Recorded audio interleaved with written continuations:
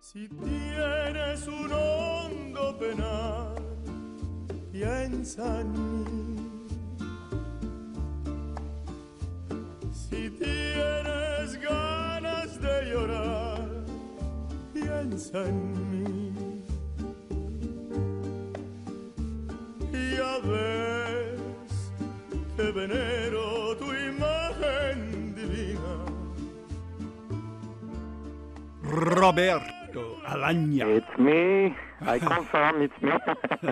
I just like How saying are you, it. Red? You are the greatest voice of this generation and the most charismatic artist working in opera today. It must be true. It's on the You press sure? release. It's on the press release. Hey, Oh, never believe the press. now, I tell you what interests me. You didn't start off as an opera singer. You were an accountant, then you sang in cabaret. But Oh, it was many years ago. you've moved on. You've moved on. But you were influenced by the films of Mario Lanza. Yes, true. And True, but I think every tenor in this world was impressed by this movie. well, I remember reading about Mario Lanza. I may be right, I may be wrong. I read that he was a beautiful singer, but he couldn't actually sing a whole opera. He didn't have the endurance. I'm not sure of that. You know, the problem was he started very, very young in the movie industry, you know. He made his first movie, he was just 19. Huh. And you can imagine today who can do an opera at 19. It's quite impossible, you know.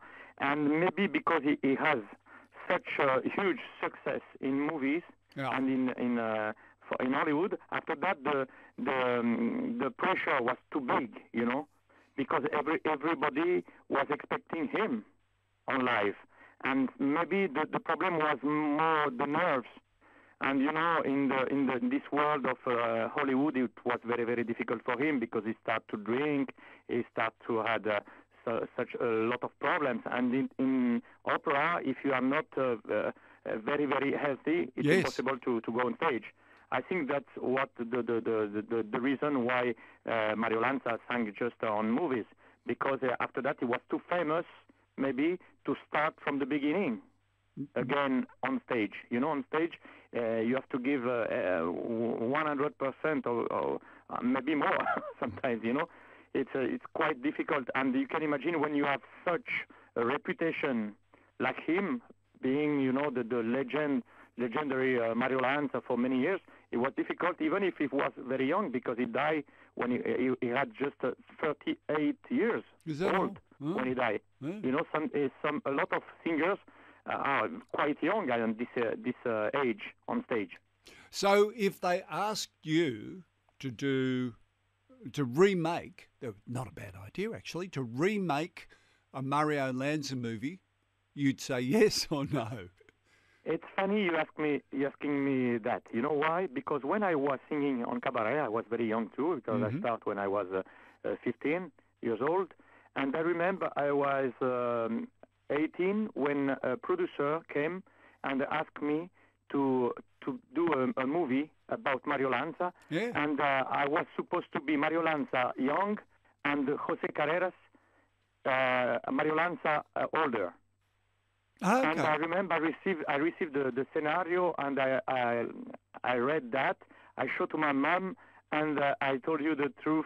I was afraid, and I refused that because I was too shy, and I thought maybe it's too early to do that, you know. But it's crazy because I received this offer when I was 18. Okay, well, but now you're ready for Hollywood, yeah? And now I'm too old. I'm too old now because Mario Lanza died very, very, very young. Poor guy. Yeah. He died, and you can imagine. Now today I'm too old for that. But you know, he's still in my heart, still in my soul. And when I'm a little bit depressed, you know, sometimes when you are tired or something like this, I put a movie of Mario Lanza, and the joy return. Tell me the story about Pavarotti. It's such a great story. Pavarotti, for me, it was God, you know. When I met him for the first time, you know, for me it was a mixture between Poseidon and Bacchus, you know. And, it was bigger than life. and I adore him because he was very very special in Yes. this profession because he was like a master, but not only in singing, but also in normal life. You know, Yeah. he was quite a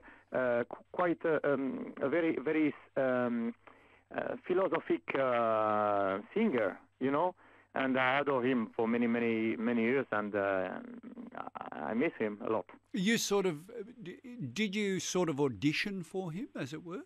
No, not at all, not at all. Because in fact, I met him in a store, and somebody bring me to him, and he said, "Oh, you are a tenor." I said, "No, I'm just a voice like this." Yeah. But he was very moved by that because he saw me very young, son of migrants. You know, they're Italian immigrants.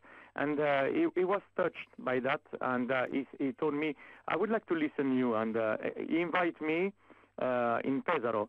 And when I went there, I thought it was just to make an audition for him. In fact, it was a competition.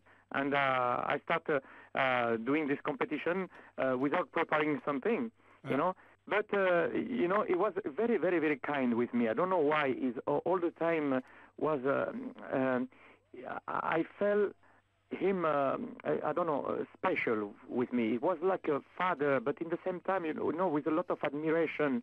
I had big, big admiration for him, but he has also admiration for me. I don't know why. And I remember my first proposal at the Met. Mm-hmm. It was amazing. I was doing his competition, and I received a proposal from the Met to do the Italian singer, you know, in the Rosenkavalier. And it was in '87, and I refused because I thought in that time I'm not ready to do that. You know, I was too shy and it's too early, and I had to refuse that. But I'm sure Pavarotti suggests my voice and my personality for the Met administration here. Now you're in Australia in July in Sydney, Melbourne, and Brisbane. What is the repertoire? Just with the name, you will understand. It's named Golden Naples. You're doing the hits. That's what you're doing. The hits. Yes. Well, we In very fact, much. It will be a succession of encores. We very much look forward to you coming here, and thank you for your time. Thank you, too. Great pleasure. Roberto Alagna. He's coming to Australia. He's doing the hits of Naples in July. Para nada me